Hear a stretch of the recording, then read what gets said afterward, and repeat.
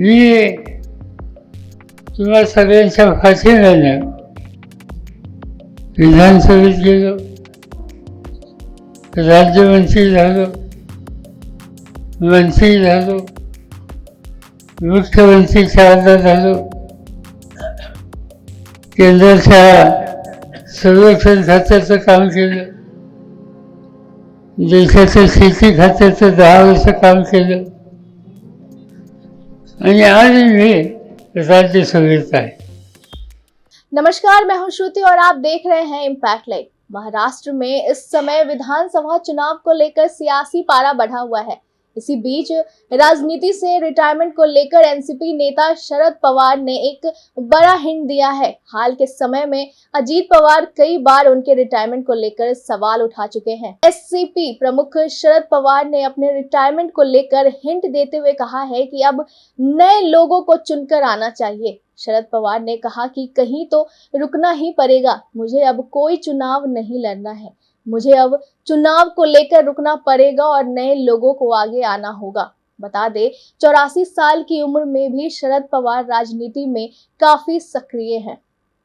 पूर्व केंद्रीय मंत्री और महाराष्ट्र की राजनीति के दिग्गज नेता शरद पवार ने आगे कहा कि मैंने अभी तक 14 बार चुनाव लड़ा है। मैं यह बताना चाहता हूं कि अब मैं सरकार का हिस्सा नहीं हूं। मेरे राज्यसभा के कार्यकाल में अभी 1.5 साल का समय बचा हुआ है। इसके बाद मैं राज्यसभा में जाऊंगा या नहीं, इस पर मुझे विचार करने की जरूरत है। मैं अब चुनाव नहीं लड़ूंगा, मुझे अब एमएलए या एमपी नहीं बनना है। तुम्हाला सगळ्यांना ठाऊक आहे,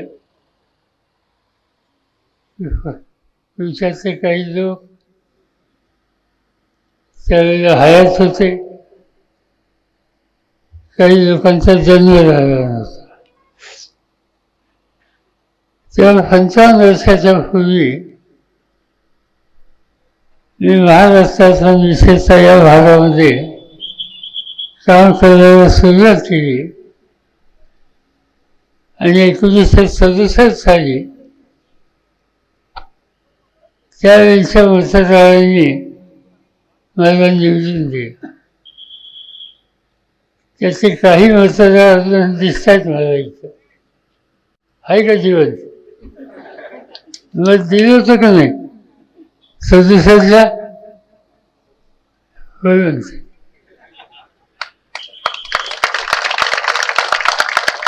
त्याला आता 50-55 वर्ष होऊन गेली.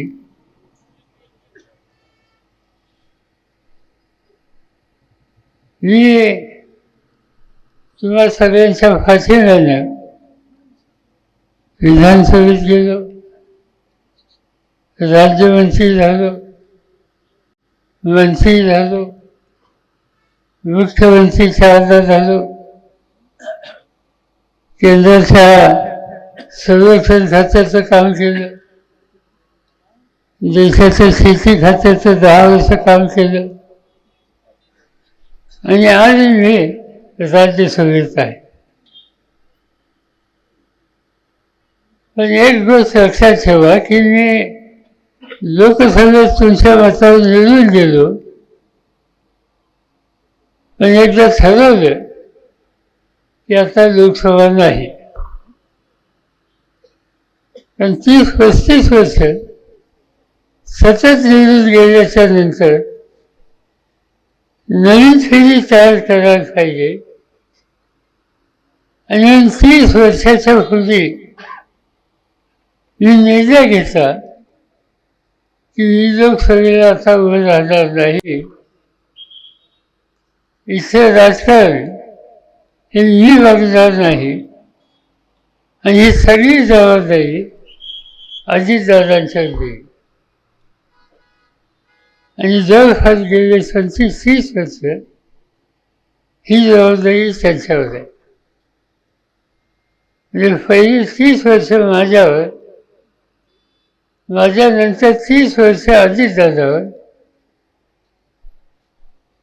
आणि आता पुढच्या 30 वर्षाची व्यवस्था करायची आवश्यकता आहे. आणि ती करायची असेल तर लोकांच्यामध्ये जाऊन लोकांची अवस्था समजून घेऊन त्याच्यात लक्ष घालण्याची दृष्टी पाहिजे. मैं लोगों को सेवा करना चाहता हूं। अगर हमारे विचारों के साथ सरकार आती है तो हम सरकार के साथ मजबूती से खड़े होंगे। इस साल की शुरुआत में अजीत पवार ने एनसीपी नेता शरद पवार पर निशाना साधते हुए कहा कि उम्र के इस पड़ाव पर उन्हें घर में रहना चाहिए, पता नहीं वो कब संन्यास लेंगे। जिसके बाद शरद पवार ने पलटवार भी किया था। इस दौरान उन्होंने कहा था कि मेरी उम्र को लेकर अजीत पवार बार बार बयान देते हैं।